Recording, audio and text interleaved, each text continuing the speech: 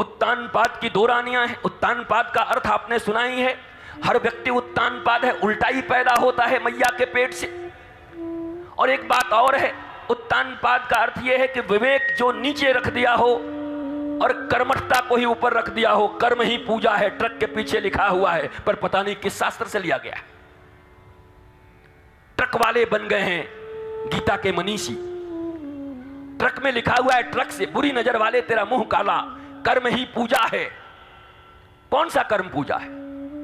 कर्म तो इस दुनिया में चाहे अंडज हो, स्वेदज हो, जरायुज हो, कोई भी हो, श्वास लेना भी कर्म है। क्या ऐसा भी कोई जीव इस पृथ्वी पर है जो कर्म न कर रहा हो? क्या रावण को तुम निकम्मा कहोगे? क्या कंस को तुम निकम्मा कहोगे? गोकुल में जन्म लिए, ब्रज में जन्म लिए, 10 दिन के भीतर एक एक बालकों की खोज लेकर के महाराज कितनी सीबीआई और रॉ लगेगी तब पता करके एक एक को मरवाना है। वो कर्म नहीं कर रहा, ये भी कर्म है। तो कर्म ही पूजा है। What do you mean by कर्म? क्या गीता को आपने पढ़ा? कर्म क्या, विकर्म क्या, अकर्म क्या? तो वो मैक्सिमम लोगों को मालूम नहीं है भारत में। पर ट्रक के पीछे महाराज जी अपना तो ऐसा है कि कर्म ही पूजा है। अरे तेरा कर्म, सुबह से उठे 10 से 4 तक नौकरी कर गए, फुर्सत नहीं, न मीमांसा की, न किसी चीज की, न जीवन में मुस्कुराहट है, न आनंद है, न आह्लाद है। कर्म ही पूजा है, कर्म ही पूजा है। अपने तो क्या है, अपने धर्म वरम कम मानते, अपने कर्म को मानते। भारत में ज्यादा संख्या इनकी हो गई है, मुंह ऐसा बनाए रहते हैं। अब खा के अपना क्या है महाराज जी, अपने तो धर्म वरम में ज्यादा विश्वास नहीं, अपने कर्म को ही धर्म मानते हैं। अपन लोग कर्म को ही मानते हैं, कर्म को। तो कर्म है क्या? कर्म है क्या? कौन से कर्म? कर्म का डेफिनेशन पता है? कर्म का चुनाव कर लिया कि कौन से कर्म करने?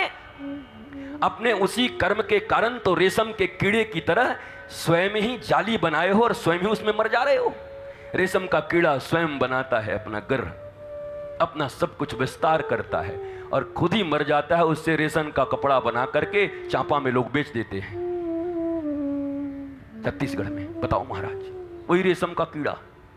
रेशम का कीड़ा घर अपने लिए बनाता है, परिश्रम करता है, पर उसको क्या पता कि वही घर उसके मृत्यु का कारण है। उसी में फंस के मर जाता है और फिर कपड़े बना के हम लोग पहनते हैं। और वो जो इतना मेहनत किया था बेचारा कहीं का नहीं रहा। उसको पता हो जाता कि हम मर आ जाएंगे और ये कुर्ता पहन पहन के भागवत सुनेंगे, तो कभी मरता? कभी नहीं मरता। वो अपनी जिंदगी बचाता। हर प्राणी अपने जीवन को बचाने के लिए लड़ रहा है इस अस्तित्व में। एक चींटी भी अपने जीवन को बचाने के लिए लड़ रही है।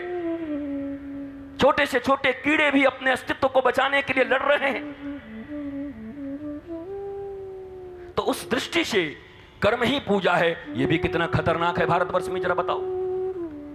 पर जब देखो ऐसे लोगों की संख्या बढ़ गई, कर्म ही पूजा है, कर्म ही पूजा है, कर्म ही पूजा है। कर्म पूजा है, निश्चित है, पर वो कर्म कौन सा कर्म है? कर्म की व्याख्या जाना आपने? कर्म की व्याख्या को सुना शास्त्रों के अनुरूप, विद्वानों से, भगवान के अनुसार? क्या सुना? आपके एग्जिस्टेंस के अनुसार, आपके ब्लिसफुलनेस के लिए सुना कि कौन सा कर्म करना है? कर्म ही पूजा करिए।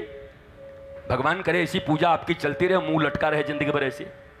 जहां जाइए मुंह लटका के जाइए, यही कर्म करते रहिए। अगर कर्म ही पूजा है तो स्माइल होनी चाहिए चेहरे पे, मुस्कुराहट। जहां जाइए मुस्कुरा रहे हैं, भीतर से, अंदर से मुस्कुराहट है, तब मानो कि आपके कर्म पूजा है, आपके कर्म ठीक ठाक हैं। आपके कर्म ही आपके बंधन बन गए हैं, आपके कर्म ही आपके उलझन बन गए हैं, आपके कर्म ही आपके ऊपर डिप्रेशन बन गए हैं और आप उसका इलाज लेते चल रहे हो। ये कैसा कर्म है? ये कौन सा कर्म है? ये माताएं, ये सब आके बैठी हुई हैं, अपने अपने बच्चों को ट्यूशन पढ़वा रही हैं। कह रहे क्या करें महाराज जी, उसका ट्यूशन था तो अब ट्यूशन कैसे? छुड़वा दो, 7 दिनों के लिए छुड़वा कर बिठा दो यहां पर। जीविका की विद्या 7 दिनों में कुछ उसकी बिगड़ न जाएगी, पर जीवन की विद्या से वंचित हो गया तो IAS भी बन करके एक दिन पता नहीं क्या हो जाए। इस बात का ध्यान रखना। पैरेलली चलनी चाहिए जीविका की विद्या और जीवन की विद्या। भारतवर्ष में पहले पैरेलल चला करता था। गुरुकुलम में दोनों विद्याएं सिखाई जाती थी। संस्कृति, धर्म, मनुष्यता, ये पहली विद्या थी हमारी। और जीविका के लिए तो गुरुकुलम में ऐसी पढ़ाई होती थी कि आज तक कोई बेरोजगार पैदा हुआ नहीं गुरुकुलम से निकल के, कोई बेरोजगार नहीं हुआ। बताओ, ये पैरेलल समानांतर जो विद्या चलती थी उस विद्या को नष्ट कर दिया। केवल और केवल जीविकोपार्जन की विद्या है, केवल और केवल जानवरों की तरह, पशुओं की तरह पेट भरने की विद्या है। दिव्याति दिव्य भाव से ध्रुव के चरित्र में सभी उत्तानपाद हैं। टांग सबका ऊपर है, दिन रात चलना है, कर्म ही पूजा है, कर्म ही पूजा है। और बुद्धि और विवेक नीचे चली गई है। उल्टा आदमी, यही तो है उल्टा। विवेक नीचे है, कर्मठता ऊपर आ गई है। विवेकहीन कर्मठता दुख ही तो प्रदान करेगी। विवेकहीन कर्मठता जीवन में उलझन ही तो प्रदान करेगी। कहीं ऐसा नहीं लिखा कि कर्म करेंगे फल मिलेगा। तो गीता तो कही रही है, अवश्यमेव भोक्तव्यम, चाहे शुभ हो या अशुभ हो भोगोगे। विवेकहीन कर्म अशुभ ही होते हैं तो उसका फल भोग रहे हैं। हम तो नहीं कह रहे कि नहीं भोगोगे, भोग रहे हो, पर यह विवेकहीन कर्म है। उत्तानपाद के पास दो रानियां हैं, एक सुरुचि, एक सुनीति। उसने क्या किया? सुरुचि को साथ रखा, सुनीति को दूर कर दिया। इस दुनिया में हम लोग भी वही कर रहे हैं।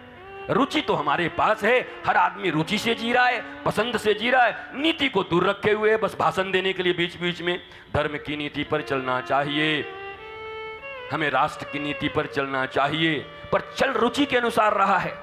जैसे उत्तानपाद ने किया, रुचि को अपने पास रखा, रुचि में खूब उसकी रुचि बनी हुई है, रुचि अनुरूप कर्म कर रहा है। रुचि का पुत्र, रुचि का फल भी उत्तम होता है, पर याद रख लेना वह उत्तम बचा नहीं, मारा गया यक्षों के साथ युद्ध में। पर ध्रुव आज भी आकाश मंडल में तारे की तरह चमक रहा है और न जाने कितने अरबों साल तक वहां पर चमकते रहे और अपनी अटलता और सत्यता का परिणाम लोगों को बताते रहे।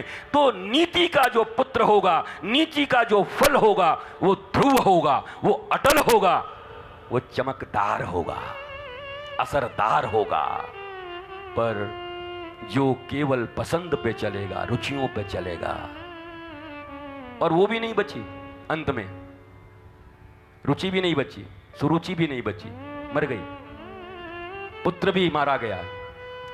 पर सुनीति ने जब अपने छोटे से पुत्र पर सौतेली मां के द्वारा उनके हृदय को भेदा गया,